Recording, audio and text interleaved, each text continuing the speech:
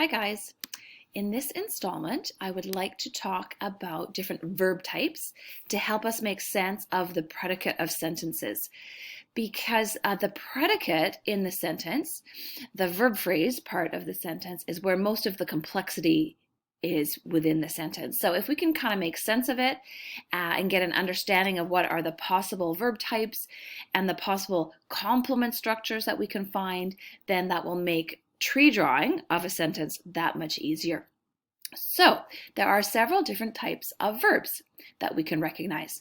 We have a transitive verb like she kicked the ball, an intransitive verb like he sat at his desk, a ditransitive verb like I sent an email to my client, and then a transitive locative verb where such as we left the supplies in the trunk. And the last one is called a linking verb, like they were incredibly active. So you can see a lot of these different verbs relate to the concept of transitivity, where transitive is that has the basic sense of transitivity. Intransitive is not, negation, not transitive. Ditransitive, where di means two, so there's two extra entities involved. Transitive locative meaning location, where we're locating something. And then linking verbs are a little bit different. They're the ones that do not have any sense of transitivity. So we'll come to those concepts in a few minutes. So let's start with the first one, a transitive verb, like she kicked the ball. What do we mean by a transitive verb? So if a verb is transitive, then the effect of the verb transfers over onto some entity. And this entity is what we call the direct object. So she kicked the ball. Here, the ball is another entity beyond the subject, she, in this sentence. And the ball is directly impacted by the action of the verb, right? So the kicking action impacts this thing, the ball. So we call the ball the direct object because it's directly impacted by the verb. Identifying the direct object is really important. So it's a good technique to, when you're looking at your verb phrase, to always ask yourself, is there a direct object? And so we do this by asking the verb something question. So you look at a sentence like she kicked the ball and you ask, is there a direct object? Did she kick something? Oh yes, she kicked something. She kicked the ball. So that's the direct object. So we ask ourselves that verb something question. Okay, moving along. Oh no, sorry. The structure of the transitive verb is such that the head verb takes a noun phrase complement. So we see the branch off under the V bar so that the NP, the direct object NP there, is sister to the head verb. So it's in that complement position to the head verb. Okay, moving along to intransitive verb. So here we have no transitivity happening. We have no transfer of effect onto a direct object. So something like he sat at his desk. There's no direct object there. He doesn't sit something, right? We could say he sat his body at the desk, but that's redundant because he, the subject, is the only one impacted by the verb. There's nothing else impacted by the verb. So we wouldn't say he sat his body at the desk. We don't need to do that. We just say he sat at his desk. The subject is performing the action and nothing beyond that. So typically we have the types of verbs that are intransitive are where the subject is just moving through space. So she ran into the house, it floated across the water, she swam 10 laps or something like that. So it's just the subject moving through space. We also have intransitive verbs where the subject is just performing some bodily function. So she sneezed, he bled, we laughed. Again, it's just the subject performing this. You don't have to kind of indicate specifically the thing that's being performed. We don't have to say she laughed a laugh at that joke, right? That would be, again, redundant. So intransitive, no direct object. So there's no complement. Well, there's no noun phrase complement because we don't have a direct object. So it could just be the verb by itself. And then quite often we also have a preposition phrase in that complement position. And the preposition phrase is not the direct object, it's just indicating a location of where this action is taking place. So yeah, especially for those moving through space, she ran around the corner, I strutted into the room. It's quite often we have a preposition phrase after. Okay, ditransitive, like I sent an email to my employee. Ditransitive is where, again, we have transitivity. So we are transferring the effect of the verb onto a direct object. But this time we have two objects involved. The di in ditransitive comes from Greek and it means two. So here we are transferring the effect onto two additional entities. We have the direct object, but we also have this thing we call an indirect object. The difference between the direct object and the indirect object is how involved that entity is in the action. And the direct object is more involved. So in the sentence, I sent an email to my client, an email is involved all the way through the sending. So we call that the direct object. Is directly impacted by the sending. My client is also impacted by the sending, but kind of less directly impacted. So my client is called the indirect object. So the typical structure for a ditransitive verb is you verb something to someone. You give something, you send something, you fax something, some kind of verb like that. So we have for ditransitives an interesting situation.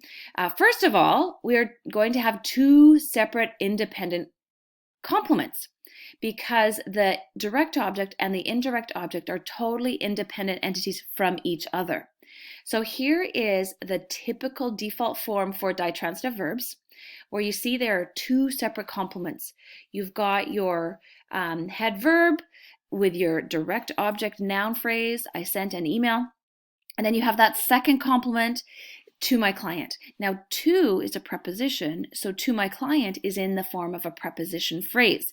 You see how the indirect object is embedded inside that preposition phrase because we have that to structure. English is an interesting language because we have the capacity in English to have a different form for our ditransitive verbs. We are allowed to promote the indirect object up into the position immediately after the verb. And if we promote the indirect object up, we drop the preposition. So now we have two complements, but they are two independent noun phrase complements. I sent my client an email. So here the indirect object is still my client, but it has been moved up into the position right after the verb.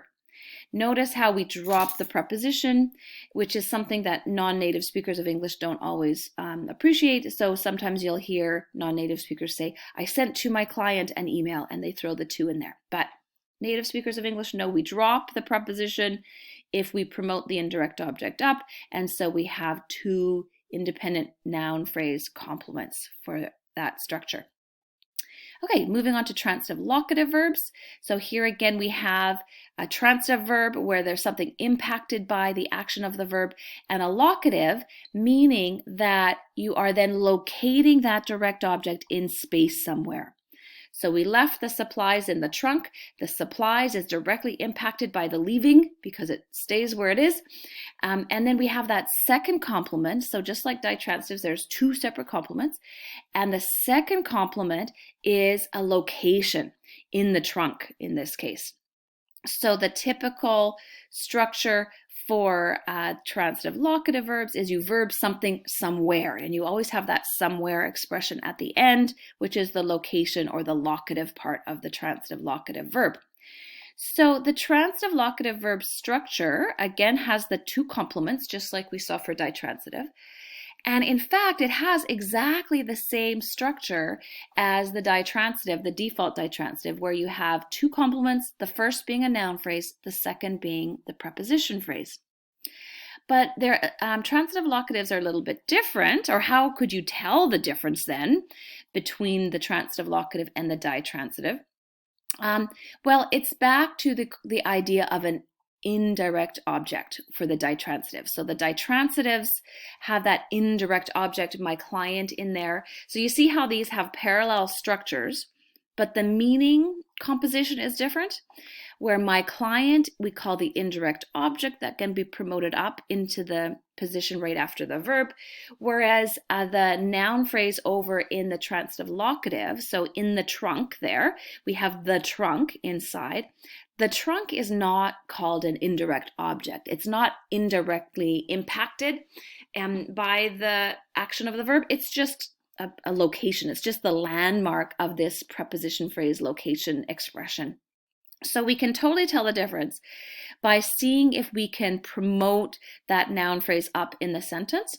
And so for ditransitives, we can send my client an email, but we can't do that for transitive locatives. I can't say I left the trunk the supplies, right? That doesn't make any kind of sense because the trunk is not an indirect object. It's just the landmark within that location expression. Okay, last type of verb is the linking verb. And linking verbs are entirely different than all the other kinds of verbs. The meaning structure is entirely different because the subject is not there to perform some kind of action. The verb is not an action being performed by the subject. We are not transferring the effect of the verb onto anything at all. There's no affecting going on at all because the verb, instead, it just sits there. It's kind of just not doing anything other than just sitting there to link some description back to the subject. It's called a linking verb because all it does is sit there to link something back to the verb. So incredibly active is the complement here. And what is incredibly active describing? It's describing they. Right? So it's a description of the subject. And were, which is just a form of the auxiliary verb to be, were just sits there to link incredibly active as a description and link it back to the subject. So for complement structure for linking verbs, we have a variety of options. Sometimes we have the adjective phrase.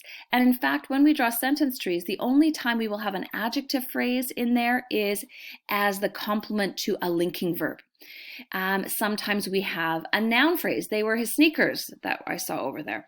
And his sneakers is just an equivalence to they as the subject. Or they were in the sink. And so we have a location. So we can link either a description, some equivalency, or a location back to the subject with our linking verbs.